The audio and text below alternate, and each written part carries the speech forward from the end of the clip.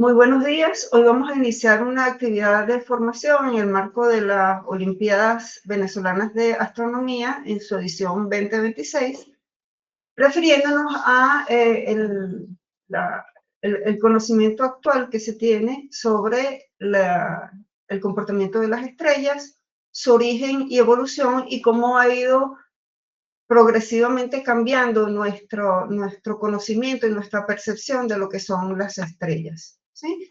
En, en la actualidad sabemos que las estrellas son esferas masivas de plasma unidas gravitatoriamente que son capaces de generar en sus núcleos temperaturas suficientemente elevadas como para permitir la realización de reacciones de fusión.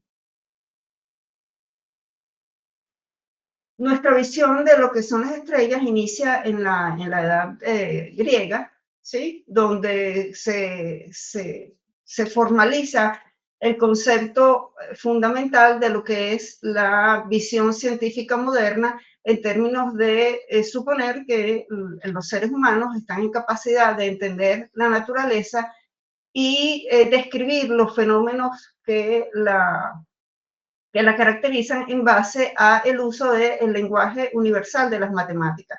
El primer modelo cosmológico de todo lo que está más allá de la Tierra, del entorno terrestre, se debe a Platón, que propone en base a su experiencia personal y a lo que él podía, con sus limitados sentidos, percibir de las estrellas. Él supone que el universo es geocéntrico, que los planetas se mueven en un plano alrededor de la Tierra y que las estrellas en realidad son puntos luminosos fijos que se encuentran en una esfera, que además esa esfera rota con un periodo de 24 horas. Entonces, la primera visión de las estrellas es simplemente representarlos como puntos luminosos inmutables. Básicamente eso era lo que la percepción indicaba en los inicios de la experiencia humana científica, y no podíamos ir más allá de eso porque no teníamos los instrumentos ni el conocimiento para profundizar más en eso. Un primer intento de clasificar las estrellas se debe a Hiparco en base a la luminosidad o brillo de las estrellas, y él introduce el concepto de magnitud aparente. Si nosotros en una noche estrellada nos ponemos a detallar, hay estrellas que brillan de manera distinta y que ocupan posiciones fijas en el espacio, ¿sí? A partir de esa posición fija es que se construyen las constelaciones, y a partir de esos brillos que aparentemente, bueno, eso era lo que se creía en la antigüedad, eran inmutables, entonces se establece una clasificación en base a esa magnitud. Las estrellas más brillantes en una noche, ¿sí? Tienen el mérito de tener nombre propio, y el resto de las estrellas se clasifican en base a su posición en la constelación y su clasificación en términos de la magnitud aparente. Esa clasificación introducida por Hiparco hace 2000 años es todavía vigente.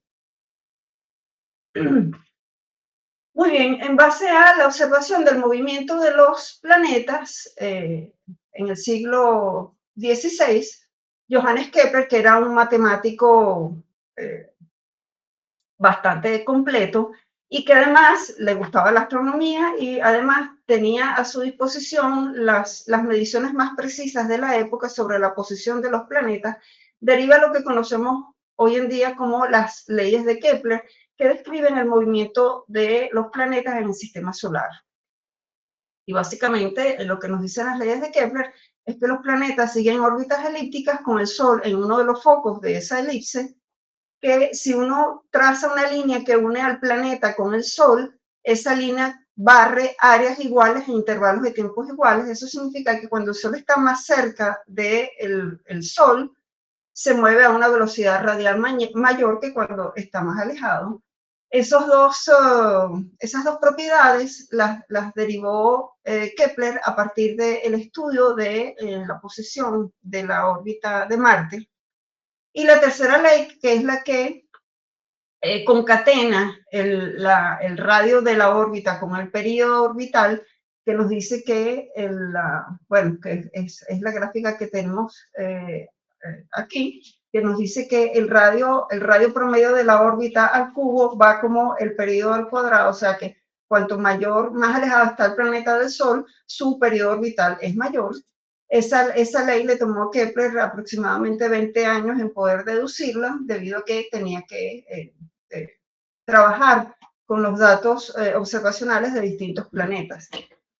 Las leyes de Kepler son básicamente correctas, pero Kepler nunca pudo explicar el por qué ese era el comportamiento orbital de los planetas.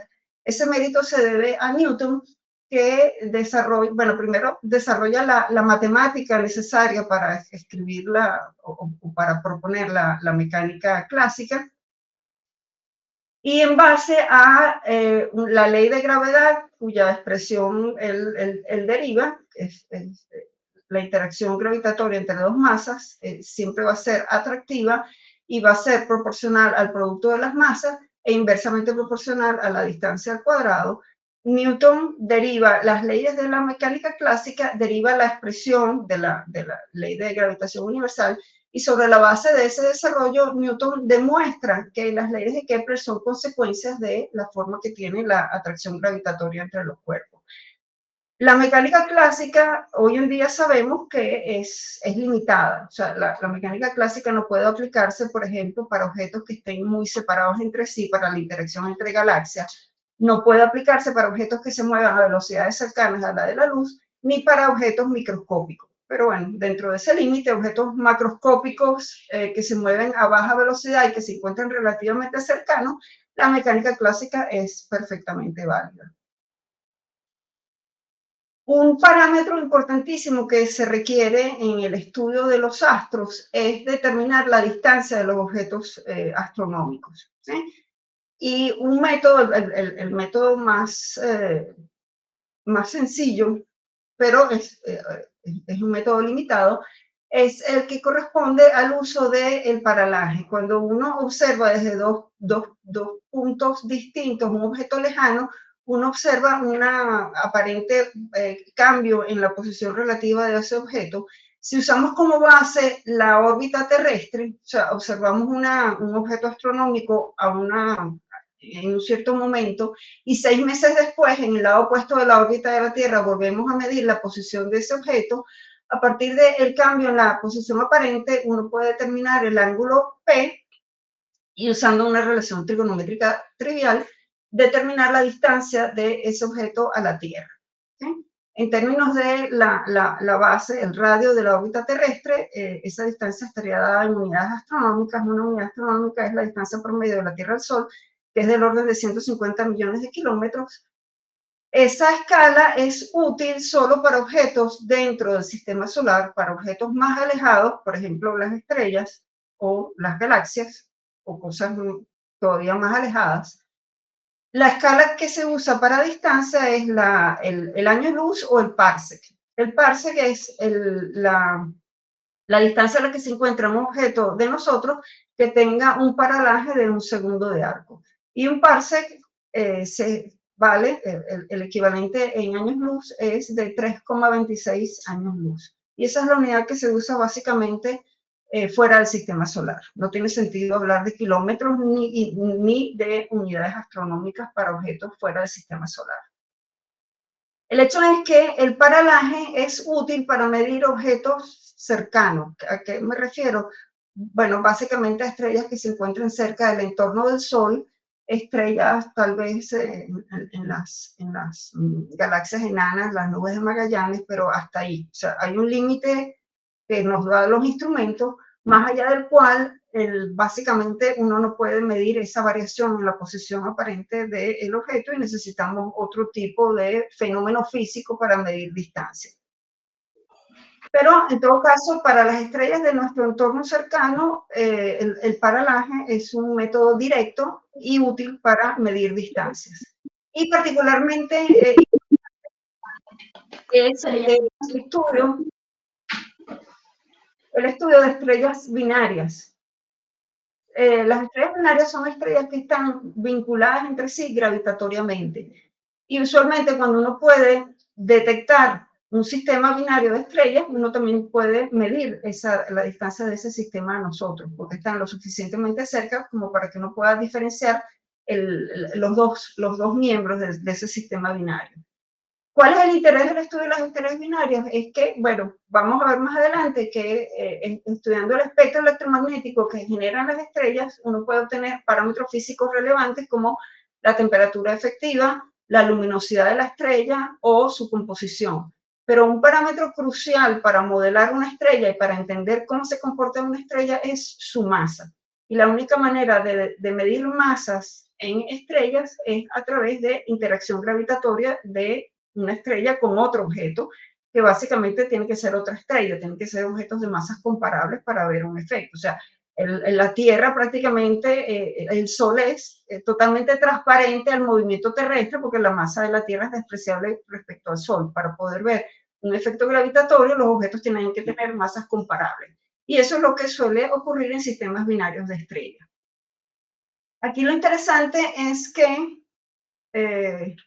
bueno, las mismas ecuaciones que derivó Kepler para entender el movimiento de los planetas en el sistema solar vale perfectamente para un sistema binario de estrellas porque esas leyes son consecuencia de la ley de atracción gravitatoria. ¿Y cómo se hace el estudio de estos sistemas? Bueno, uno mide las coordenadas, este es un gráfico de declinación y ascensión recta, que son las coordenadas, las coordenadas astronómicas que definen la posición de un objeto. Entonces uno durante un cierto tiempo, uno ve cómo cambian esas coordenadas en un sistema binario de estrellas. Puede ocurrir, bueno, puede ocurrir varias cosas, pero el caso más sencillo es aquel en el que podemos ver el cambio en la posición de los dos miembros del sistema binario, o sea, de las dos estrellas. Entonces uno puede reconstruir la trayectoria de los dos miembros, que sería lo que observamos en el gráfico como la línea continua y la línea pespunteada. Con esa información uno puede reconstruir el movimiento orbital de las dos estrellas y utilizando las ecuaciones de Kepler, estas dos ecuaciones se derivan de la segunda se deriva de la tercera ley de Kepler y la primera es una consecuencia de las propiedades de las elipses. Uno puede, con ese sistema de ecuaciones, encontrar las masas individuales de mi sistema binario de estrellas. A veces ocurre que, bueno, cuando las estrellas se forman, es muy raro que las dos estrellas acumulen la misma cantidad de masa. Entonces, es usual en un sistema binario que una estrella brille más que la otra y tal vez una de las dos estrellas no se pueda detectar directamente. Sin embargo, basta medir la trayectoria de una de las dos estrellas y uno puede construir la trayectoria de la otra y nuevamente, a partir de las ecuaciones de Kepler, encontrar las masas de ese sistema binario. Cuando las estrellas están muy cerca, y bueno, depende de cómo es el plano del movimiento orbital de esas estrellas respecto de nosotros, que somos el observador, puede ocurrir también lo que se conoce como estrellas binarias espectrales. Yo no puedo medir directamente el movimiento orbital, pero a partir del efecto que tiene ese movimiento sobre las líneas espectrales de mi sistema de estrellas, yo puedo también hacer una reconstrucción del movimiento orbital y eventualmente también determinar masas. Lo interesante es que los sistemas, bueno, hay dos puntos interesantes. Primero, que esta es la única manera de medir masas en estrellas. Y después, el hecho de que los sistemas estelares binarios son bastante comunes en la Vía Láctea y en general en las galaxias. Lo extraño es que las estrellas se muevan de manera individual, como por ejemplo lo hace el Sol. Entonces, eso nos da una población relativamente importante de estrellas cercanas a nosotros a las cuales les podemos determinar su masa. La otra información importante que uno puede recabar sobre las propiedades físicas de las estrellas, y con lo cual uno finalmente propone un modelo de comportamiento estelar, que además nos da la información de cómo evolucionan las estrellas, es el análisis del espectro electromagnético. O sea, básicamente la astrofísica se construye sobre la base de cómo obtenemos información de la luz que recibimos de las estrellas. Y en ese sentido, una estrella se puede considerar que tiene dos contribuciones a ese comportamiento.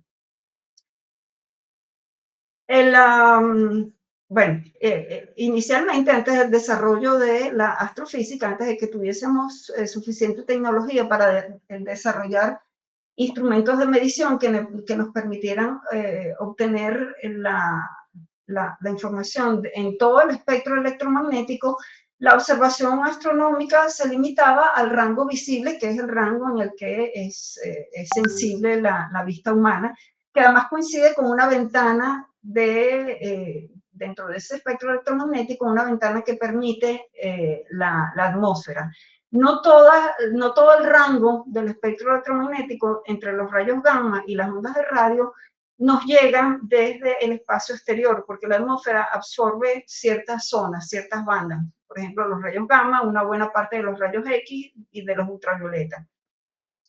Ese problema se salda simplemente poniendo los instrumentos de medición a orbitar la Tierra, poniendo los instrumentos de medición fuera de la atmósfera terrestre. Muy bien, el brillo de una estrella es básicamente lo que nosotros percibimos en la Tierra, ¿sí? Tiene que ver con la cantidad de energía que genera la estrella en todo el rango del espectro electromagnético que nosotros recibimos, en función del tiempo, por unidad de tiempo y por sección transversal. El brillo está relacionado, bueno, desde el punto de vista físico, el parámetro se representa con el flujo de radiación, y ese parámetro se relaciona directamente con lo que llamamos la magnitud aparente de la estrella. El hecho de que una estrella en el firmamento sea más brillante que otra no implica, bueno, erróneamente en el pasado algunos científicos pensaban que las estrellas más brillantes estaban más cerca y las menos brillantes más alejadas de nosotros. Ese concepto es errado, pero el hecho es que el brillo o la magnitud aparente es lo que finalmente nosotros podemos medir y determinar desde nuestro punto de vista, nuestro punto de observación, que es la Tierra o las ondas que estén orbitando alrededor de la Tierra. Desde el punto de vista de una propiedad importante de la estrella, necesitamos saber no solo la cantidad de luz que nos llega a nosotros, sino la cantidad total de energía que genera la estrella.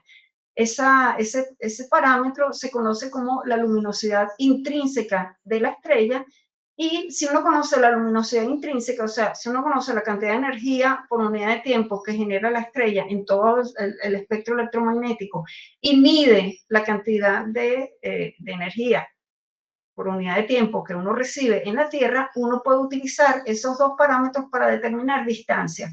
Esto se usa en el caso, por ejemplo, de que la medición por paralaje sea inútil porque la estrella está muy alejada, ¿sí? Es lo que nos dice la última ecuación. Si de alguna manera, a partir de un modelo estelar, determinamos L, medimos F, podemos saber R, que es la distancia de la estrella a nosotros. La radiación que emite una estrella se descompone en dos partes, ¿sí? La estrella genera un espectro continuo y genera un espectro discreto. El espectro continuo se puede modelar suponiendo que la estrella es un cuerpo negro. Un cuerpo negro es cualquier sistema que es capaz de irradiar o absorber radiación en todo el rango de frecuencias posibles. Y afortunadamente, el suponer que una estrella es un cuerpo negro es una aproximación bastante cercana a la realidad. Lo interesante es que uno sabe teóricamente cómo es el espectro de radiación de un cuerpo negro, y midiendo el espectro continuo de la estrella uno puede asociar cuál sería el equivalente en términos del cuerpo negro de la estrella que estamos observando. Y básicamente hay dos propiedades importantes que me dan esa radiación en el espectro continuo. La intensidad, que es lo que estamos graficando en el eje Y, en función de la longitud de onda, nos da una cierta curva. El máximo de esa curva nos da, bueno, el lambda máximo, nos da el color de la estrella, básicamente. En realidad el color de la estrella es el promedio de todas las longitudes de onda, pero la longitud de onda más intensa es la que va a contribuir en mayor proporción y se puede asociar básicamente con el color de la estrella. El hecho es que ese lambda máximo me permite determinar la temperatura efectiva de la estrella y el área bajo la curva de del espectro continuo de un cuerpo negro, me permite saber la luminosidad intrínseca, o sea, la energía total que puede irradiar la estrella en todo el rango de longitudes de onda. Y con esa luminosidad y la temperatura efectiva que podemos obtener a partir del lambda máximo, podemos determinar parámetros como, por ejemplo, el radio de la estrella.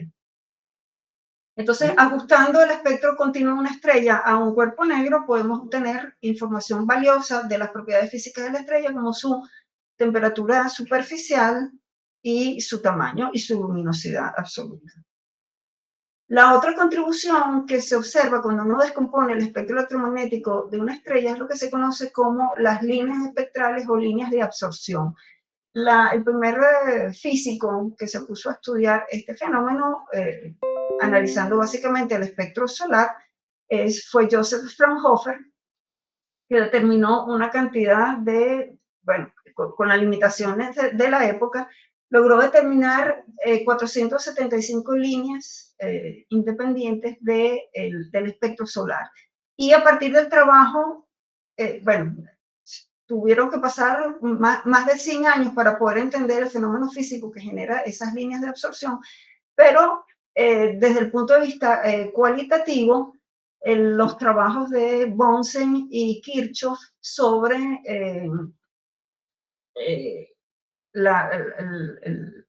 el comportamiento de, bueno, sí, era básicamente a partir de sólidos elementales, los quemaban en una flama y el destello que se genera en ese experimento se analiza también con un espectrómetro y ellos lograron demostrar que cada una de esas líneas que se observan, en realidad es un cierto conjunto de líneas que se observan en el patrón del Sol, en realidad corresponden a elementos específicos, o sea, el patrón de líneas de absorción es como la huella digital de los distintos elementos de la tabla periódica. Y ellos lograron asociar todas las líneas de Fraunhofer a distintos elementos y lograron demostrar efectivamente que del estudio de las líneas de absorción del Sol y después se generalizó a todas las estrellas que se podían medir, se puede se puede determinar la composición atmosférica de las estrellas. Y bueno, un hecho significativo es bueno, que la composición de las estrellas no difiere de los elementos que encontramos en la Tierra, salvo el helio. Un resultado interesante es que el helio, que es el segundo elemento más abundante en el universo, el helio se detectó primero en el Sol antes de poderse detectar en la Tierra. Y por eso se nombra. Y bueno, esto es básicamente el espectro que se obtiene del Sol. Fíjense que hay un fondo continuo, que es lo que tiene que ver con el comportamiento del cuerpo negro del Sol y en general de una estrella. Y superpuesto a eso hay un patrón de líneas, ¿sí? A partir de esas líneas se logra identificar cuál es la composición de la atmósfera solar y cabe hacer exactamente lo mismo para cualquier otra estrella. ¿Qué ocurre? Bueno, a partir pasa el tiempo, mejora la sensibilidad de los instrumentos y mejora la información que se tiene de las estrellas cercanas. A comienzos del siglo, bueno, a finales del siglo XIX y comienzos del siglo XX, se tenía suficiente información sobre los espectros estelares para una población significativamente, bueno, para una población relativamente alta de estrellas, del hecho del orden de 20.000, después ese catálogo se completó con 200.000 estrellas. El hecho es que se encontraba que los distintos espectros obtenidos en una población de estrellas cercanas a nosotros se podían clasificar en grupos, ¿sí? Y eso permitió obtener o permitió proponer la clasificación de las estrellas en términos del tipo espectral. Hasta este momento las estrellas se clasificaban en base a su brillo, ¿sí? Y la información que se obtiene desde el punto de vista de propiedades físicas de eso no es muy interesante si uno no tiene la luminosidad absoluta de la estrella. El hecho es que a partir de los espectros se logra establecer una clasificación de las estrellas dependiendo de su tipo espectral. Inicialmente, el parámetro que se utilizó para esa clasificación fue la intensidad de la línea de absorción del hidrógeno. Todas las estrellas están compuestas mayoritariamente por hidrógeno, y bueno, sonaba como un parámetro relevante el considerar la intensidad de la línea de absorción del hidrógeno para clasificar el tipo espectral de las estrellas. Más tarde se supo que en realidad lo que interesa en la clasificación espectral es la temperatura superficial de la estrella, y pues, sobre la base de estos trabajos, entonces finalmente se obtuvo una clasificación en términos de la temperatura de la estrella y los tipos espectrales de acuerdo a el esquema que tenemos abajo, O, B, A, F, G, K y M. Siendo las estrellas de tipo O las más calientes y las de tipo M las más frías. El Sol corresponde a una categoría de tipo espectral G. Entonces, esto básicamente las propiedades, vamos a ver aquí, viendo los espectros típicos en base a esa clasificación. Las estrellas de tipo O son las más calientes, se denominan blanco-azuladas calientes, ¿sí? Y se caracterizan básicamente por tener líneas de absorción nada más en el helio y en el helio ionizado. Las líneas de absorción del hidrógeno son muy tenues. Después vienen las tipo B, que son blanco-azuladas, un poquito más frías. Ahí comienzan a aparecer, además de las líneas de absorción del helio, comienzan a aparecer las líneas de absorción de la serie Balmer, que son las que corresponden al espectro visible del hidrógeno. Después vienen las de tipo A, que son las que tienen las líneas de absorción del hidrógeno más fuertes, son estrellas blancas. Después vienen las que son blanco y amarillo. Comienzan a aparecer líneas de absorción de elementos más pesados, por ejemplo, el calcio, el hierro neutro y el cromo, y así, en la medida que van bajando la temperatura superficial de la estrella, aparecen más líneas de absorción.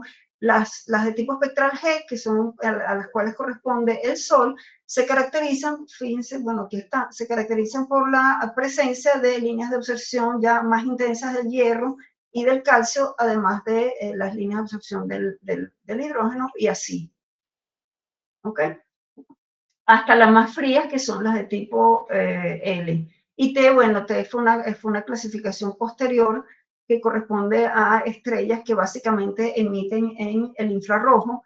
Y, por ejemplo, un comportamiento interesante, en la medida que las estrellas son más frías en su superficie, comienzan a aparecer líneas, bandas de absorción correspondientes a moléculas. Por ejemplo, metano, óxido de titanio, etc.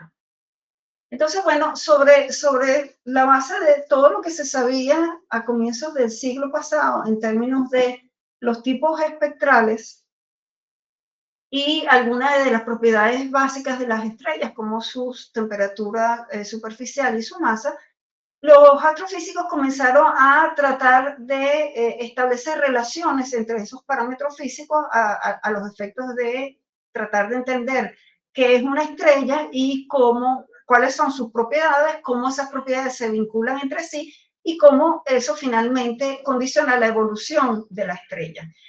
Se sabía ya para comienzos del siglo pasado que había una relación fenomenológica, porque no se sabía el por qué, pero sí se había encontrado que las estrellas más luminosas son más masivas, que es lo que se representa aquí en este gráfico, que es lo que se conoce como la relación masa-luminosidad. Entonces tenía sentido tratar de correlacionar el tipo espectral de las estrellas con alguna otra de sus propiedades. También se sabía, o sea, en base a la clasificación espectral, las estrellas de tipo O son más luminosas y también son más masivas. Entonces surge la idea de tratar de vincular el tipo espectral con propiedades como la luminosidad de las estrellas.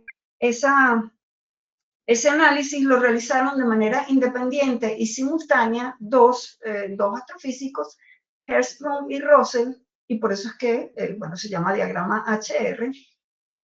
Entonces, en base a lo que se tenía, y también otra motivación que existía para tratar de correlacionar el tipo espectral con otras propiedades estelares, era el hecho de que en un primer intento de tratar de entender cómo es la evolución de las estrellas, se pensaba erróneamente a comienzos del siglo pasado que, bueno, se sabía que las estrellas de tipo O eran más masivas y más luminosas y se pensaba que en realidad las estrellas evolucionaban naciendo como estrellas tipo O, perdiendo masa y evolucionando hasta llegar a estrellas de tipo M.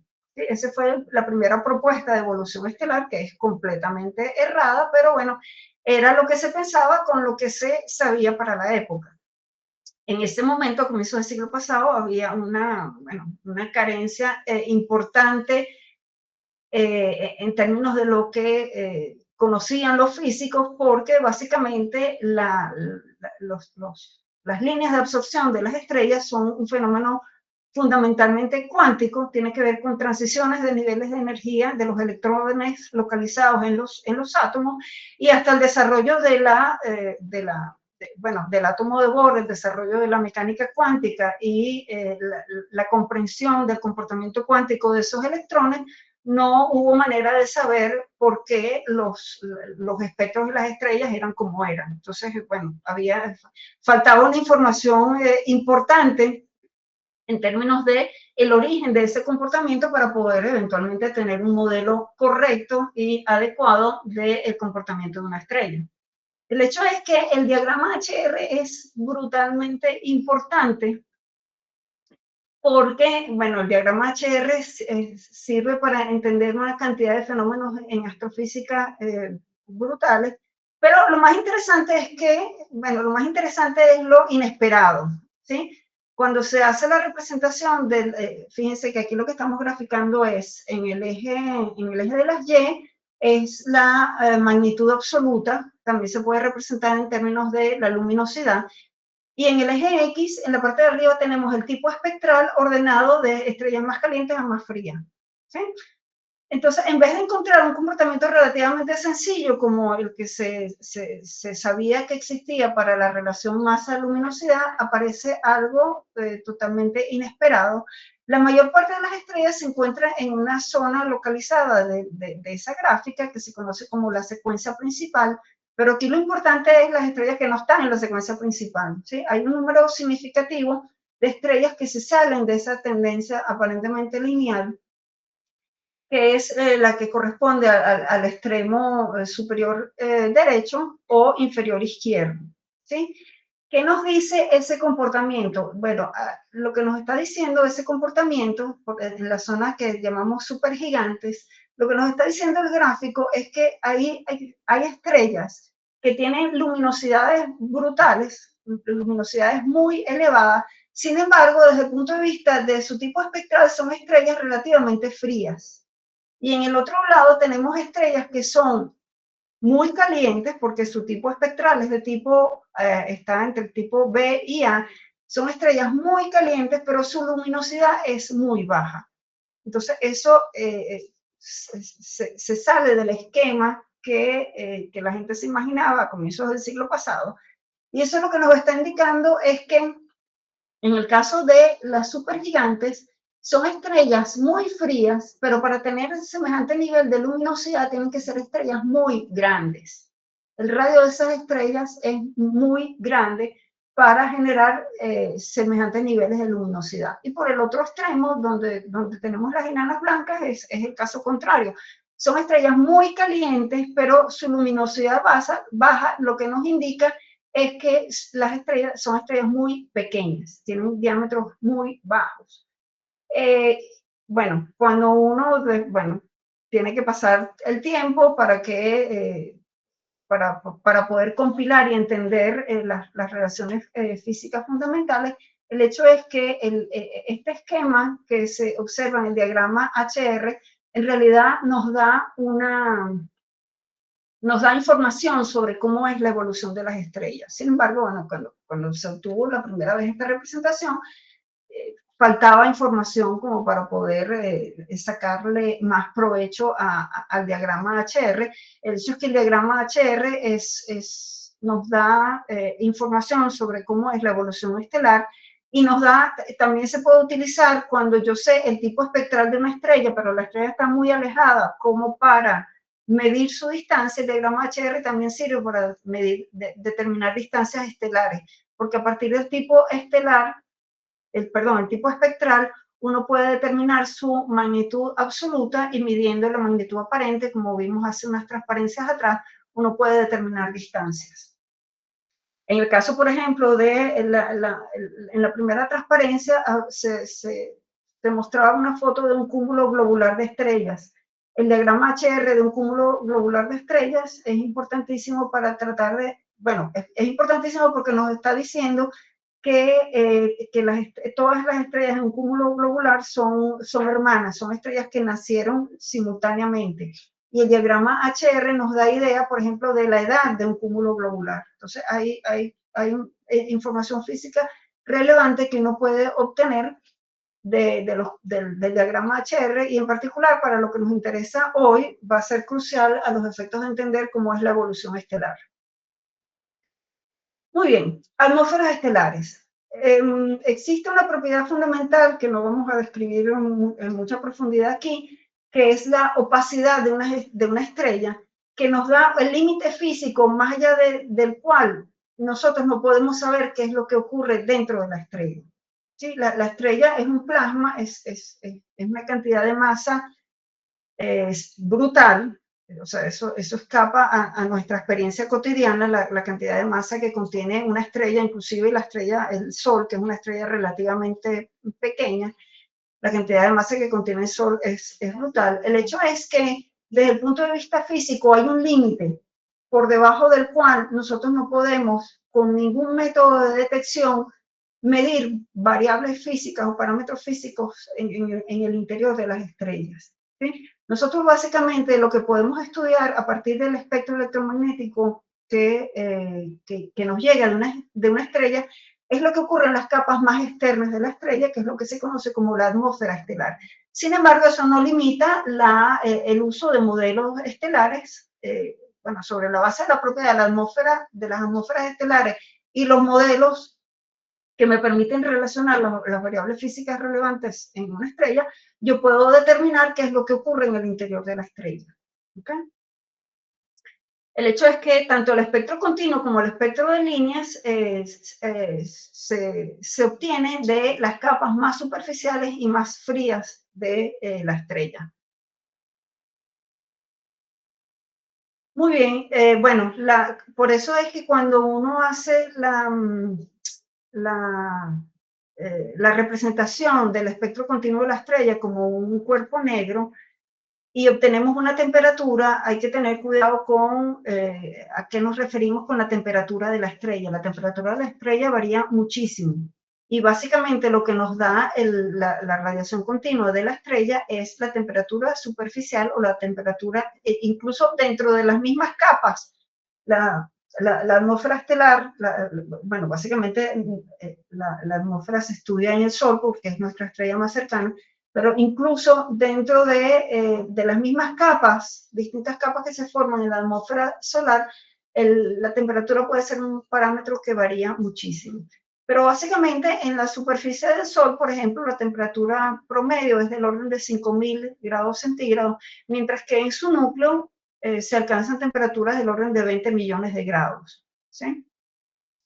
Entonces, bueno, la temperatura es un parámetro físico fundamental. De hecho, la temperatura va a vincular las distintas variables físicas que describen las propiedades de la estrella, pero también es un parámetro físico, bueno, difícil de determinar. ¿Okay? Aquí se observa la línea de pez punteada, es la que corresponde a lo que sería el ajuste de cuerpo negro del Sol, y la línea continua es el espectro, es la intensidad en función de la longitud de onda de lo que realmente obtenemos del Sol. Fíjense que no es exactamente, la correspondencia no es perfecta, y además esas líneas que van hacia abajo tienen que ver con precisamente las líneas de absorción del espectro eh, de absorción que se genera en la atmósfera del Sol. Muy bien. Bueno, ya todo esto lo dijimos.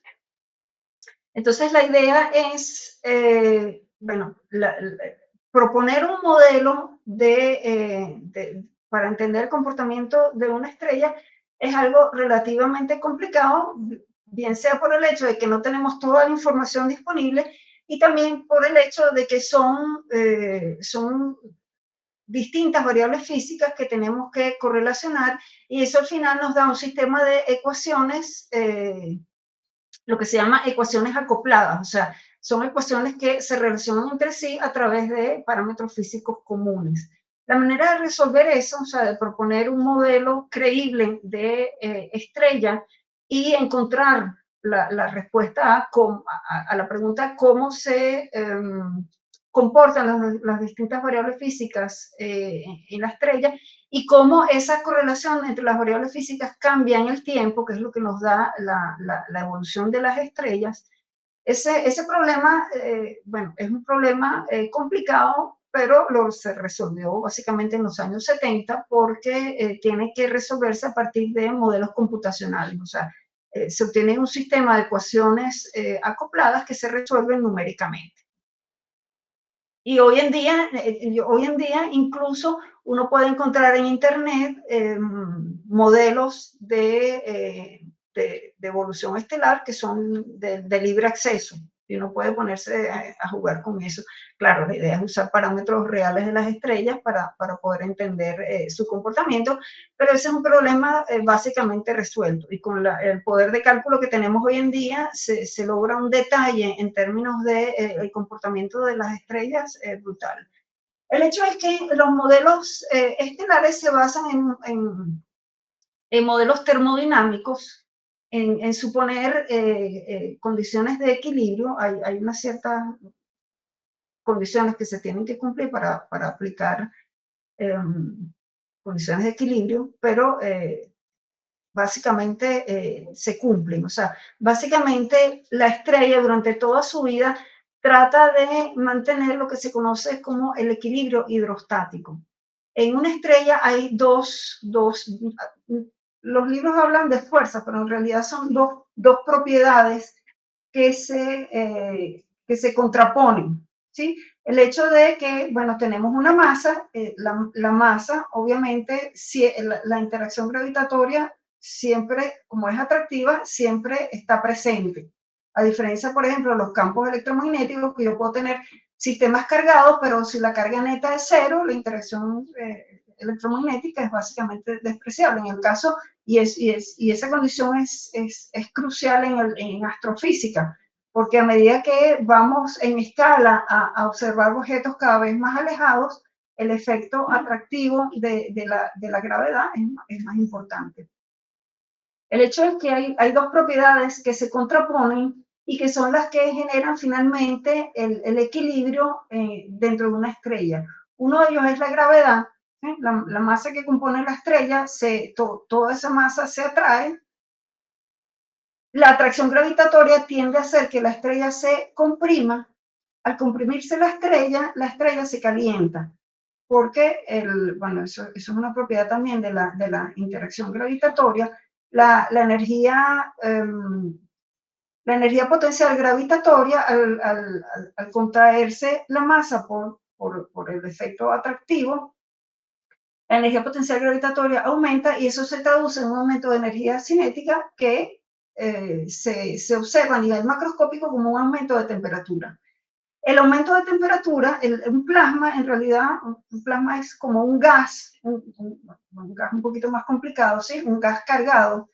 Y podemos usar la teoría cinética de los gases, que nos dice que al aumentar la temperatura de un gas, aumenta la presión del gas. La presión dentro de un gas tiende a hacer que las partículas del gas se expandan. Entonces, hay una presión que con el aumento de temperatura tiende a hacer que la estrella se expanda, pero hay una interacción atractiva y gravitatoria que tiende a hacer que la estrella se contraiga. Esos dos efectos, eventualmente, durante la mayor parte de la vida de una estrella, esos dos efectos se compensan. O sea que se compensan y se compensan en términos de lo que conocemos como el equilibrio hidrostático en la estrella. Y eso ocurre prácticamente durante toda la vida de la estrella hasta el final. ¿Sí? Entonces, la idea es establecer la condición de equilibrio hidrostático y establecer a partir de principios básicos como la conservación de la energía o la conservación de la masa, una serie de ecuaciones que nos permitan describir y correlacionar cuáles son las variables físicas que importan a los efectos de entender el comportamiento de las estrellas.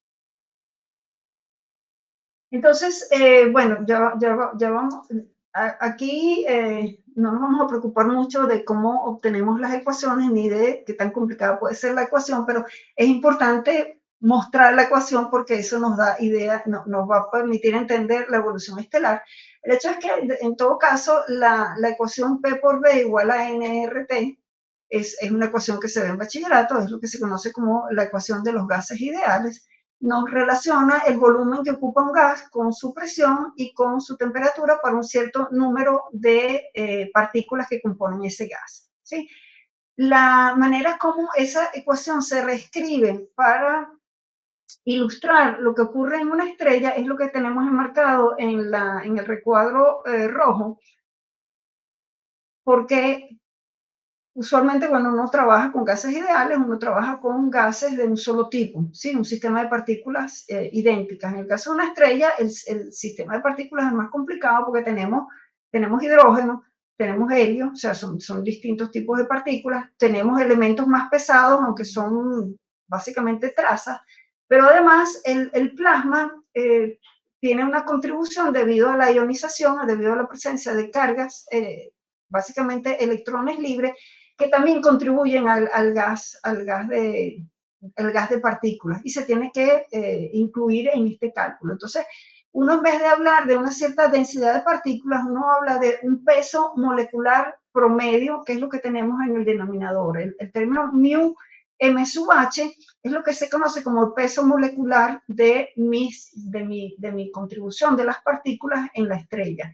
Y eso contempla la contribución de los distintos tipos de elementos que forman la estrella. Pero también los fotones no tienen masa, pero tienen momento. Y eso, el momento es una propiedad microscópica de mi gas de fotones que a escala macroscópica también contribuyen a la presión, y eso se conoce como la presión de radiación. Entonces, en una estrella tenemos una contribución de partículas, que lo vemos como un gas ideal, y tenemos la contribución de un gas de fotones, que también contribuyen a la presión dentro de la estrella, y se conoce como presión de radiación. Bueno, es la expresión que tenemos ahí, P sub rad igual a 1/3 de alfa por T a la 4, se obtiene a partir de modelar una estrella como un cuerpo negro. El hecho es que, bueno, no nos interesa cómo sale esa ecuación, pero sí nos interesa cómo depende esa presión con temperatura, ¿sí? La presión total que ejerce nuestro gas de partículas y nuestro gas de fotones lo tenemos en la última ecuación de abajo. Fíjense que va linealmente con temperatura, la contribución de las partículas, y depende de ese peso molecular promedio, que es lo que está en el denominador, y hay un término que va como la temperatura a la cuarta. ¿Eso qué significa? Si hay una variación de temperatura en el interior de la estrella, el efecto de la presión de radiación va a ser mucho más importante que el efecto que pueda tener mi gas de partículas, porque crece más rápidamente, crece como T a la 4.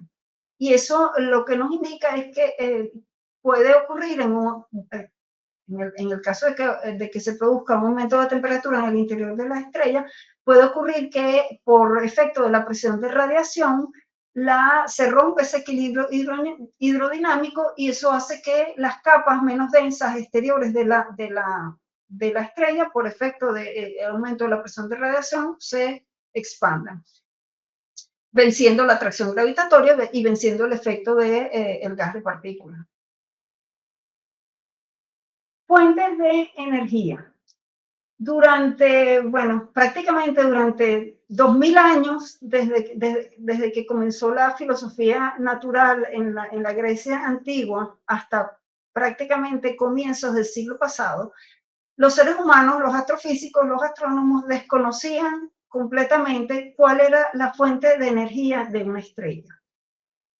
Las primeras hipótesis, los primeros intentos de entender eso se basaban, en la interacción gravitatoria. Como ya vimos, si la masa se atrae, eso se expresa en la ecuación de aquí abajo. El término U es la energía potencial gravitatoria. Fíjense que, eso es para dos masas puntuales, ¿sí? Pero el hecho es que si las masas se atraen, el radio, lo que está en el denominador, disminuye y eso hace que aumente la energía potencial gravitatoria. Ese aumento de energía potencial gravitatoria me genera un aumento de temperatura, ¿sí? Y por aumento de temperatura, además me genera un aumento en lo que sería la energía interna de esa distribución de carga. Yo puedo hacer el cálculo de durante cuánto tiempo, sabiendo cuál es la energía que genera la estrella, durante cuánto tiempo puede la estrella seguir generando esa energía por efecto de contracción gravitatoria. Por ejemplo, en el caso del Sol, en la actualidad el Sol genera 3 por 10 a la 26 vatios de energía.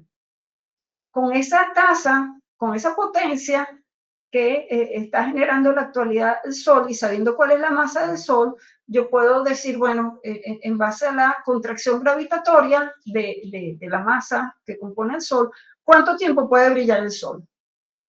Bueno, resulta que ese cálculo da aproximadamente 1 millón de años. ¿Eso qué significa? Que por contracción gravitatoria el Sol y en general cualquier estrella no podría vivir más de 1 millón de años. Y nosotros sabemos, ya para el momento, ya para comienzos del siglo pasado, se sabía por distintos métodos, se sabía que la edad de la Tierra era de por lo menos 4.500 millones de años y la Tierra no puede ser más vieja que el Sol. Entonces ahí faltaba algo en la ecuación, ¿sí? Faltaba, o sea, por contracción gravitatoria no hay manera de que una estrella dure millones de años, en el caso del Sol, más de 10.000 millones de años, generando esos niveles de energía. Bueno, tuvimos que esperar al desarrollo de la mecánica cuántica para poder entender efectivamente cuál es el origen principal cuál es la fuente principal de generación de energía dentro de una estrella, que es básicamente reacciones de fusión, ¿sí? Reacciones termonucleares. Si uno tiene, básicamente una estrella es el Sol tiene más o menos 98% de hidrógeno, y además el hidrógeno es el elemento más liviano. Entonces, la idea es, sabiendo la relación entre la masa y la energía, que E igual a mc cuadrado, desarrolló debido a Einstein, y sabiendo cómo son las interacciones a nivel nuclear, se puede explicar perfectamente el origen de semejantes niveles de energía. Cuando uno tiene 4 núcleos de hidrógeno, que son básicamente 4 protones, y los fusiona para generar un núcleo de helio, resulta que la masa de ese núcleo de helio es menor a 4 veces la masa de esos protones. Y esa pérdida de energía o sea, en este caso el concepto es el principio de conservación de la masa y la energía. Esa pérdida de masa se convierte directamente en energía, y esa es la energía que básicamente condiciona todos los procesos en el interior de las estrellas.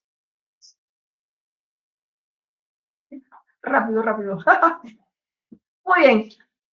El proceso de fusión de 4 núcleos de hidrógeno en helio es más complicado, ¿sí? Dependiendo de la temperatura, y además ese proceso solo puede ocurrir a temperaturas suficientemente elevadas en el núcleo de las estrellas, porque los protones son cargas positivas y las cargas positivas se repelen. La fuerza nuclear es más fuerte, valga la redundancia, que la interacción electromagnética, pero actúa a escalas muy pequeñas. Entonces las partículas tienen que tener suficiente energía para vencer la repulsión electrostática y fusionarse en átomos más pesados. Y eso solo ocurre a determinadas temperaturas en los núcleos de las estrellas. Pero el proceso de fusión de hidrógeno y helio en realidad tiene etapas intermedias que generan otro tipo de núcleos más pesados, bueno, básicamente carbono, oxígeno, nitrógeno, berilio, litio, etcétera. Muy bien, y entonces esa fuente de generación de energía es la que nos genera la luminosidad de la estrella. Y utilizando principios de conservación podemos llegar a la expresión que está en el recuadro azul, que simplemente nos dice cómo cambia la luminosidad de la estrella en base al término épsilon, ¿sí? Que contempla las fuentes de energía en una estrella. Usualmente, durante la mayor parte de su vida, esa energía es de fuente de fusión nuclear, pero cuando se rompe el equilibrio hidrostático, que la estrella se puede contraer o expandir, hay una contribución que puede deberse a la gravedad, que también influye en la luminosidad de la estrella. Bueno, vamos a pasar a esto porque parece que el tiempo no está a mi favor. La radiación y la convección son los mecanismos principales a través de los cuales la estrella transfiere la energía que se genera en el centro, en el núcleo de la estrella, a partir de las reacciones termonucleares, hacia las capas más externas y hacia el exterior de las estrellas. El transporte de energía por radiación siempre ocurre porque es una propiedad del gas de fotones, pero la transferencia de energía por convección, que tiene que ver con el movimiento de masas frías y calientes entre las capas más internas y más externas de la estrella, ocurre solo en determinadas condiciones. O sea, hay estrellas que son convectivas, pero hay estrellas que no son convectivas, y la única manera de que se transfiera la energía del interior de las estrellas es a través de la radiación. En todo caso, uno llega finalmente a un sistema de ecuaciones que ya las detallamos por encimita, ¿sí? Esas ecuaciones uno las resuelve numéricamente, son ecuaciones acopladas. Fíjense que hay parámetros como la densidad, que es común a las ecuaciones, está la temperatura. Y bueno, básicamente los parámetros relevantes son la presión, cómo cambia la masa con la distancia al centro de la estrella, cómo cambia la luminosidad y cómo es la transferencia de energía. Aquí es importante hacer el siguiente análisis, que va a ser la base para entender cómo es la evolución estelar, que es el término PT, ¿sí? Recuérdense, la primera ecuación es la que nos da el equilibrio hidrostático, que es crucial. O sea, la variación de la presión tiene que ser tal que iguale el término de la derecha, que es el término asociado a la atracción gravitatoria. Y ese término de presión tiene el término asociado a la masa, a la composición de la estrella, y el debido al gas de fotones. ¿Qué ocurre a medida que pasa el tiempo en el centro de la estrella? Por efecto de la fusión de hidrógeno en helio, cambia la composición en el núcleo de la estrella. Eso hace que cambie el peso molecular promedio, que es lo que tenemos en el denominador de la expresión esta de P sub T. A medida que pasa el tiempo, el peso molecular promedio aumenta porque estamos pasando de núcleos de hidrógeno a núcleos de helio. Al aumentar ese peso molecular, el inverso disminuye, o sea que la contribución del gas de partículas a medida que pasa el tiempo a la presión disminuye. Entonces llega un momento en el que ya la presión no puede mantener el equilibrio hidrostático. Y en ese momento, ¿qué pasa? Que la estrella gana la gravedad y el núcleo de la estrella se comienza a comprimir. Al comprimirse aumenta la temperatura en ese núcleo, ¿sí? Al aumentar la temperatura, aumenta el efecto de la presión de radiación, que va como T a la 4. Y eso hace entonces, el núcleo se comprime y se hace más caliente, pero las capas externas de la estrella se expanden y se hacen más frías. Y eso es lo que ocurre, y eso, o sea, la estrella se reconfigura para volver a obtener el equilibrio hidrostático, pero llega un momento en el que ya no puede hacer eso, ¿sí? Llega un momento en el que ya el núcleo de la estrella no puede fusionar hidrógeno en helio porque ya no queda hidrógeno en el núcleo, y empieza, pero al romperse el equilibrio hidrostático, el núcleo se comprime y se calienta y comienza a fusionar helio. Y ese ciclo sigue hasta, bueno, sigue hasta un cierto límite, ¿sí? El hecho es que en el momento en el que la estrella deja de fusionar en su núcleo hidrógeno y empieza a fusionar elementos más pesados, decimos que la estrella se sale de la secuencia principal. Y eso es consecuencia bueno, del estudio, de los análisis de los resultados numéricos en una serie de estrellas. Entonces, sobre la base de estos modelos y de la solución de estos modelos, encontramos comportamientos bien interesantes cuando analizamos una cierta población de estrellas. Un primer resultado es, bueno, esta gráfica es luminosidad en función de la temperatura efectiva. Esto es un resultado teórico, numérico. Una primera consecuencia de la simulación del comportamiento de las estrellas nos dice que el rango de masas, ese término 120M, se refiere a 120 veces la masa del Sol. El rango de masas que es consistente con la existencia de una estrella es finito. O sea, una estrella muy masiva, por encima de 120 veces la masa del Sol, no es estable. O sea, en la naturaleza no puede haber estrellas con 1000 veces la masa del Sol. ¿Por qué? Porque el efecto de la presión de radiación sería tan intenso que por el mismo gas de fotones, la estrella se desintegraría. Y en el otro límite hacia abajo nos dice también que por debajo de una cierta masa mínima, tampoco es posible que exista una estrella. ¿Por qué? Bueno, porque necesitamos un cierto grado de temperatura en el núcleo de la estrella para que la fusión nuclear efectivamente ocurra. Entonces, y este es básicamente el límite. O sea, estrellas para masas mucho menores a 0.4, masas solares no son estables y por encima de 120 tampoco. Después, esto también son resultados numéricos. La franja que está limitada por las rayas rojas corresponden a esto ya directamente es un diagrama HR, pero teórico, ¿sí? Y nos da cómo es la evolución estelar. Entonces, las líneas, esas diferentes líneas nos dicen cómo evoluciona, por ejemplo, una estrella de 25 masas solares o cómo evoluciona una estrella de baja masa en la parte de abajo, ¿sí? La zona que está confinada entre las líneas rojas es lo que se conoce como la zona de la secuencia principal, que es primero, donde la estrella pasa la mayor parte de su tiempo, la mayor parte de la vida de una estrella, la estrella se encuentra fusionando hidrógeno en helio. Y eso es lo que corresponde a la configuración que está entre esas dos líneas. Y cuando nosotros comparamos eso con el diagrama HR, eso corresponde a lo que conocemos como la secuencia principal. Y por eso es que en un diagrama HR la mayor parte de las estrellas se encuentran en la secuencia principal porque es donde las estrellas pasan la mayor parte de su tiempo.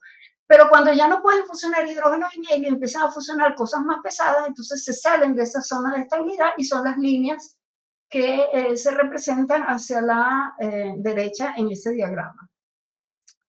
Otro resultado interesantísimo en la simulación del comportamiento, las propiedades y la evolución de las estrellas es esta tablita. En esta tablita nos da el tiempo que tarda la estrella en cada una de esas etapas. En la etapa 1, 2 y 3 es lo que decimos que es en la zona de la secuencia principal donde la estrella fusiona hidrógeno en helio. Y fíjense que ese tiempo varía de manera crucial, de manera significativa, con la masa de la estrella. Veamos, por ejemplo, la estrella de masa 25 veces la masa solar. Esa estrella pasa en la secuencia principal, o vive en la secuencia principal, esa escala de tiempo está en millones de años. 6.4 representa 6.400.000 años. O sea, la estrella con 25 veces la masa del Sol tarda 6 millones en gastar todo su combustible de hidrógeno en el núcleo. Y su tiempo total de vida, que es lo que, bueno, eso va en secuencia, ¿sí? Una estrella de 25 masas solares solo vive 7 millones de años. Por el contrario, si nos vamos hacia abajo, la masa 1 corresponde a la masa del Sol, ¿sí? En la actualidad el Sol está entre el punto 1 y el punto 2. Fíjense, el punto 2, que es donde comienza la primera zona de inestabilidad, donde se contrae el núcleo, se calienta, va a aumentar la luminosidad del Sol, pero sigue fusionando hidrógeno en helio hasta el punto 3. En el punto 3, básicamente son 10.000 millones. O sea, el Sol va a estar en la secuencia principal aproximadamente 10.000 millones de años. Y todavía no hemos llegado al primer punto, o sea, todavía no hemos llegado al punto 2, que corresponde a 7.000 millones, porque el Sol tiene del orden de 5.000 millones de años. Y la vida total del Sol, cuando contabilizamos las etapas fuera de la secuencia principal, va a ser del orden de los 12.000 millones de años. Y una estrella de más baja masa bueno, es sorprendente.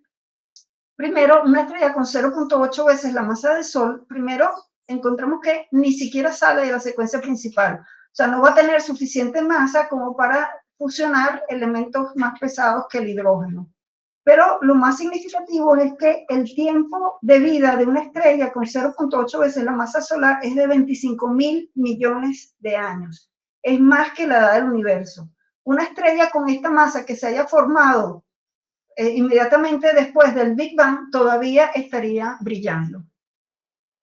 Y todas estas propiedades interesantes son resultados de las simulaciones, bueno, los cálculos numéricos en el modelo termodinámico de las estrellas. Y bueno, esto sería lo que tenemos. Entonces, en la secuencia principal vamos a tener, las estrellas van a pasar la mayor parte de su vida dentro de la secuencia principal, fusionando hidrógeno en helio. Las más masivas, cuando ya no puedan seguir fusionando hidrógeno en helio, van a fusionar elementos cada vez más pesados, sus núcleos se van a calentar y a comprimir cada vez más, sus capas externas se van a expandir y van a irse a la zona de las supergigantes. ¿Y qué pasa después? Bueno, eso no lo vamos a ver aquí porque es un poquito, bueno, además no tenemos tiempo, pero el hecho es que las estrellas van a seguir, y sobre todo las más masivas, van a seguir comprimiendo sus núcleos, aumentando su temperatura en los núcleos y fusionando elementos cada vez más pesados, pero eso tiene un límite. Eso llega hasta el hierro. Cuando se forma un núcleo de hierro en las estrellas masivas, en las estrellas de baja masa, eso no va a pasar jamás. Cuando empieza a fusionar el núcleo de las estrellas masivas hierro, ocurre que en vez de generar energía, ese proceso absorbe energía. Se forma una inestabilidad en el núcleo de la estrella. Los mecanismos físicos que desencadenan esa inestabilidad ocurren en escala de segundos y la estrella explota como supernova de tipo 2. Entonces, todas las estrellas masivas, finalmente, cuando se salen de la secuencia principal y van a la rama de las supergigantes, eventualmente, cuando empiezan a fusionar, a tratar de fusionar hierro en algún elemento más pesado, explotan como supernova, y lo que queda es un núcleo denso que, dependiendo de esa masa inicial de las estrellas, ese núcleo puede degenerar en una estrella de tipo neutrón o puede generar en un agujero negro. Entonces, una moraleja bueno, de los modelos de evolución estelar es que el final de una estrella está marcada con su nacimiento. O sea, la masa inicial, cuando se prende la estrella, va a fijar toda la vida y el final de la estrella. Entonces, las estrellas masivas terminan como supernovas y dependiendo de la masa final del núcleo pueden degenerar en estrellas de tipo neutrón, que corresponden a materias con unas densidades brutales. O sea, es una materia que se ha comprimido a un nivel que los electrones y los protones desaparecen y solo quedan los neutrones del núcleo formando esa masa. O un agujero negro, que es cuando, bueno, cuando la masa se comprime a nivel de formar el espacio-tiempo hasta llegar a una singularidad donde ni siquiera la luz es capaz de salir. En el caso de las estrellas con masas más bajas, tipo Sol o alrededor del Sol, también ocurre que se fusiona, cuando se sale de la secuencia principal, se fusionan átomos más pesados, pero nunca va a llegarse a la condición de fusionar hierro, ¿sí? En todo caso, también fuera de la secuencia principal se forma la rama de las estrellas gigantes, y en las etapas finales de la vida de esas estrellas de baja masa, las estrellas terminan expulsando la mayor parte de sus capas externas en forma de lo que se conoce como nebulosas planetarias, y lo que queda en el núcleo es lo que se conoce como enana blanca, ¿sí? Que también es un núcleo denso, usualmente formado por carbón y oxígeno, que serían los últimos elementos, serían los elementos más pesados que pueden fusionar las estrellas de baja masa. Y bueno, aquí vamos a pasar esto, lo ven cuando tengan acceso al material grabado, ¿sí? Básicamente lo que está ilustrado aquí es un resumen de todo lo que hemos dicho. Hay una parte que no hemos comentado, que es lo que ocurre antes de la secuencia principal. Esa es la zona dentro de la evolución estelar, esa es la parte más desconocida, debido a que, bueno, básicamente ya nosotros hoy en día sabemos que las estrellas se forman a partir del colapso gravitatorio de la materia interestelar, pero el mecanismo específico que genera ese colapso, los procesos que se generan, los tiempos que tarda ese proceso hasta que por contracción gravitatoria la temperatura en el núcleo de la estrella es lo suficientemente elevada como para que se prenda o empieza a generar las reacciones termonucleares. Esa etapa que se llama presecuencia principal, esa etapa no es muy bien conocida porque observar la materia interestelar cuando está fría y tiene densidades muy bajas es un problema difícil, ¿sí? O sea, recuérdense que nosotros tenemos que basar todos nuestros modelos en base a las observaciones que podemos realizar. En todo caso, bueno, estos modelos de evolución estelar nos dicen que las estrellas pasan la mayor parte de su vida, independientemente de su masa, fusionando hidrógeno en helio en la zona del diagrama HR que corresponde a la secuencia principal. Las estrellas más masivas terminan sus días en explosiones de supernovas, y como estrellas de neutrón o agujeros negros, las estrellas con masa parecida a la del Sol terminan expulsando la mayor parte de su materia en forma de nebulosas planetarias, lo que se conoce como nebulosas planetarias, y terminan sus días enfriándose como enanas blancas. Esta es una supernova, esta es la supernova de Tycho Brahe, porque fue el que la vio. Esto es lo que se ve actualmente de una explosión de supernova que ocurrió en 1640 y algo, ¿sí? Aquí, en el centro de eso, no se ve, o sea, hay que usar longitudes de onda específicas para ver lo que está en el centro, pero bueno, en el centro de esa estructura hay una estrella de neutrón. Esto se conoce como la nebulosa del Cangrejo. Esto es puede ocurrir también usando principios de conservación. Cuando se forma la estrella de neutrón, puede ocurrir que en la configuración final esa estrella de neutrón rota rápidamente.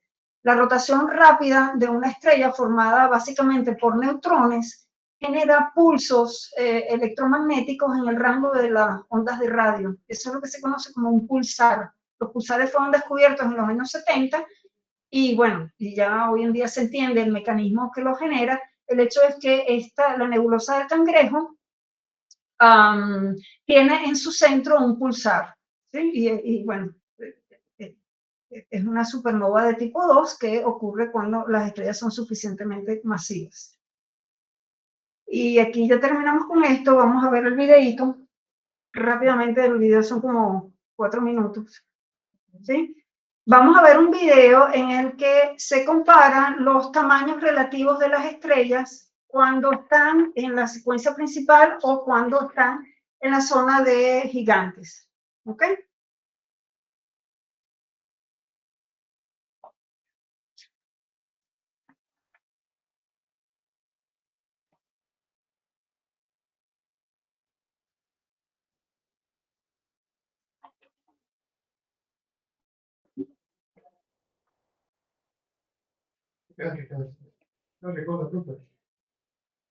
¿No me ven? ¿Sí me ven?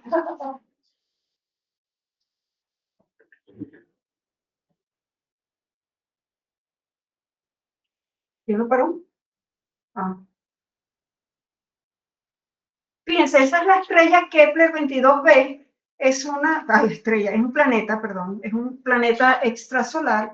Lo significativo de este planeta es que fue el primer planeta que se reportó a una órbita en lo que se conoce como la zona de habitabilidad de su estrella, ¿sí? Que bueno, la zona de habitabilidad lo que significa es que está a una distancia de la estrella tal que puede contener agua líquida, y se supone que el agua líquida es fundamental para cualquier proceso relacionado con la vida.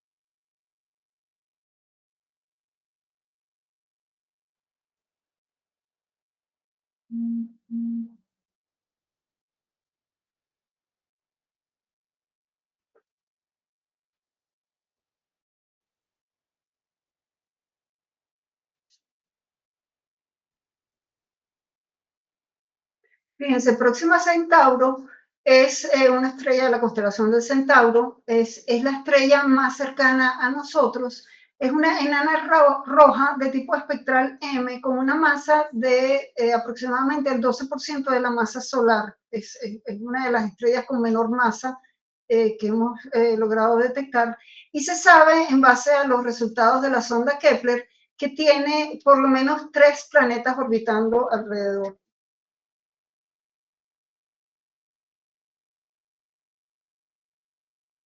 Fíjense cómo se compara Próxima Centauro con el Sol. El Sol es una estrella de tipo K, tipo espectral K. Después tenemos a Sirio, este en realidad es Sirio A, esta es la estrella más brillante del firmamento, es una estrella de tipo A, o sea, de los tipos más calientes que existen, está a 8 años luz de nosotros y tiene una masa de aproximadamente 2 veces la masa solar. Y se encuentra a ver, no, sí, ya es 2 veces la masa solar, tipo A. Se encuentra, por sus propiedades, todavía se encuentra dentro de la secuencia principal. Vega es un poquito más masiva que Sirio, es un poquito más de 2 veces la masa del Sol. También es una estrella de tipo espectral A, que se encuentra a 25 años luz. Y Vega es la estrella más brillante de la constelación de la Lira.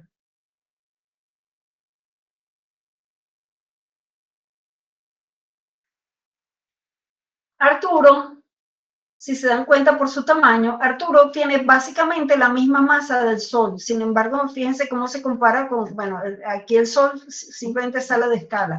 Arturo es una estrella, es una gigante naranja, ¿sí? Que ya se encuentra fuera de la secuencia principal, está en la zona de las gigantes. Es una estrella de tipo espectral K con básicamente la misma masa del Sol y es la estrella más brillante de la constelación del Boyero, y se encuentra a 40 años luz de nosotros. Ay.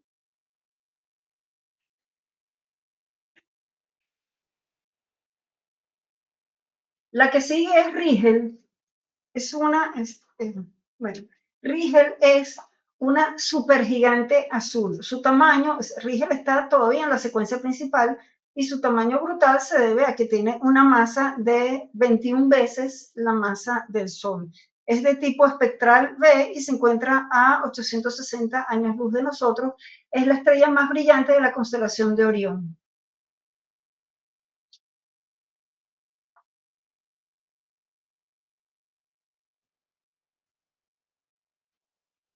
La que sigue es Betelgeuse. ¿Sí? Betelgeuse es la segunda estrella más brillante de Orión. Es una supergigante roja de tipo espectral M y también contiene 20 veces la masa del Sol. Un radio de 900 veces la masa del Sol. Se encuentra a 640 años luz de nosotros. Y bueno, Betelgeuse ya está fuera de la secuencia principal, está en la zona de las gigantes, pero aquí lo que se puede decir que tienen en común Betelgeuse con Rigel es que ambas estrellas son estrellas masivas y ambas estrellas van a terminar como una supernova de tipo 2 y probablemente como una estrella de neutrones. Betelgeuse en la actualidad está generando variaciones, ya Betelgeuse está de partida, ¿sí? Entonces se espera, claro, a escala cosmológica, imagínense, se espera que es inminente que Betelgeuse explote como supernova, pero lamentablemente a la escala de tiempo de nosotros eso representa que probablemente vaya a explotar en los próximos cientos de años. El hecho es que está comenzando a presentar variaciones en la luminosidad importantes que dan un indicio del nivel de inestabilidad que se presenta previamente a la explosión de supernovas. Pues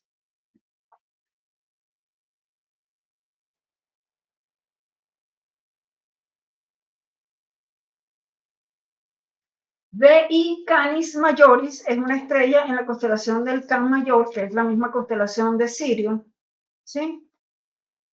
Entra en la categoría de lo que se conoce como una hipergigante roja, porque contiene 25 veces la masa del Sol y un radio de 1400 veces el radio del Sol. Se encuentra a 3900 años luz, ¿sí? O sea que cuando explote como supernova probablemente no nos va a pasar nada, pero va a ser interesante. El hecho es que ya, bueno, está en la etapa final de su vida, y en este caso la masa de esta estrella es consistente con el hecho de que después de que explote como supernova, probablemente los remanentes del núcleo que queden van a derivar en la formación de un agujero negro. Y después, por último, tenemos a la estrella Stephenson 218, que es una de las estrellas más masivas que hemos logrado registrar, con una masa entre 30 y 50 veces la masa del Sol, ¿sí? Se encuentra a 19.000 años luz de nosotros y se cataloga como una hipergigante roja. Esta estrella está en el límite superior de masas de estabilidad de las estrellas, y tan es así que esta estrella ella misma está formando, por efecto de la presión de radiación, está formando una especie de nebulosa a su alrededor por el hecho de que no es capaz de lograr que se estabilicen sus capas más externas por el efecto de ser tan masiva.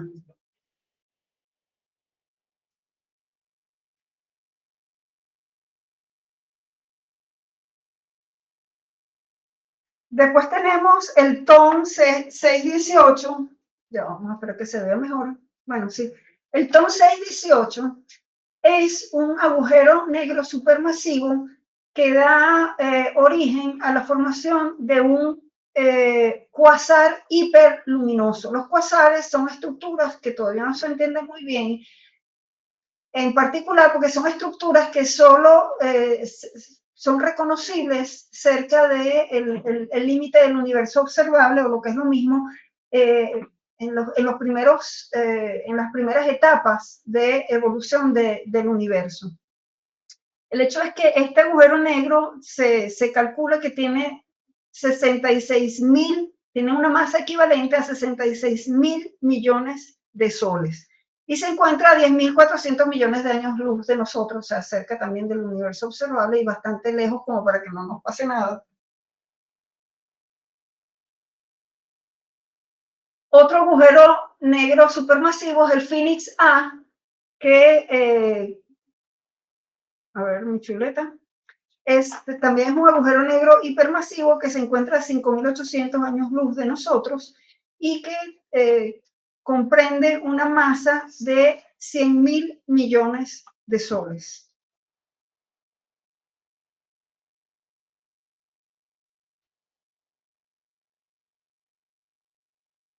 Finalmente vamos a ver dos ejemplos de nebulosas planetarias. Como les digo, las nebulosas planetarias, dentro del punto de vista de la evolución de las estrellas, comprenden una etapa tardía en la vida de las estrellas de baja masa. Se supone que el Sol terminará siendo una nebulosa planetaria. El nombre nebulosa planetaria tiene un origen histórico que no tenemos tiempo de explicar, pero por ejemplo, el caso de esta nebulosa es, además de ser una belleza, ¿sí? Tiene unas particularidades bien interesantes, que tiene un patrón, tiene como capas, ¿sí? Tiene distintas capas, y esas capas tienen patrones no esféricos, ¿sí?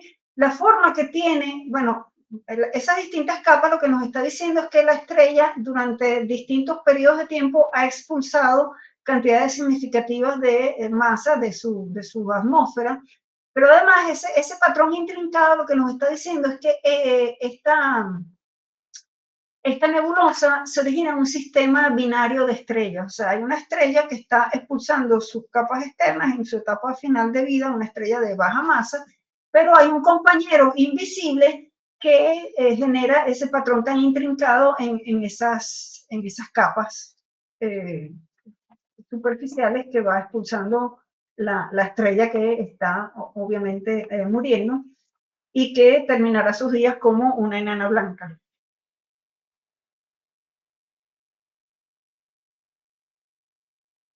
Y finalmente tenemos el caso de la nebulosa Helix, que también es una nebulosa planetaria. Aquí se observa claramente la enana blanca en su centro, ¿sí? Y el patrón típico en forma de cascarón esférico, correspondiente a la expulsión de sus capas externas en su etapa terminal de vida. Y finalmente tenemos la nebulosa de Orión, que, bueno, esto es una representación, esto no es una foto, ¿sí? Se supone que esos puntitos tienen que ver con estrellas. Se supone que la nebulosa de Orión es la zona más cercana a nosotros donde se concentra la mayor cantidad de materia interestelar que en la actualidad está sirviendo como bueno, la principal fuente de generación de nuevas estrellas. Por ejemplo, un resultado interesante es que nosotros, por la configuración, o sea, cuando la materia interestelar se comienza a condensar para formar las estrellas, ese proceso nosotros no lo podemos ver en el rango visible. Para eso hay que ver la zona del espectro electromagnético en la región del infrarrojo, que, por ejemplo, para el caso del telescopio Webb, que está actualmente en funcionamiento, bueno, va a ser bien interesante explorar zonas como esta para tener una mejor idea de cómo es el proceso inicial de colapso gravitatorio que nos genera finalmente la formación de las estrellas. Y con esto terminamos la presentación. Muchas gracias por su atención. Estoy abierta a preguntas de la audiencia.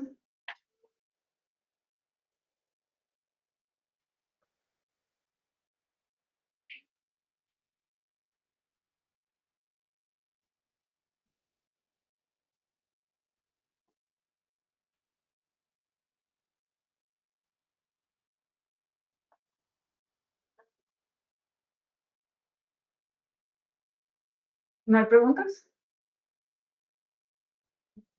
¿Terminamos? Un minuto para que...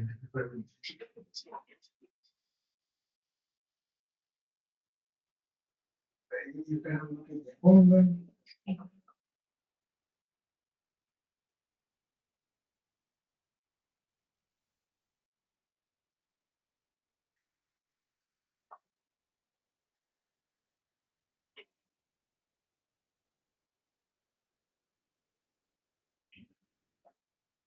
Bueno, como que le COVID. Sí, de hecho, sí, yo sabía. No para mí. Días.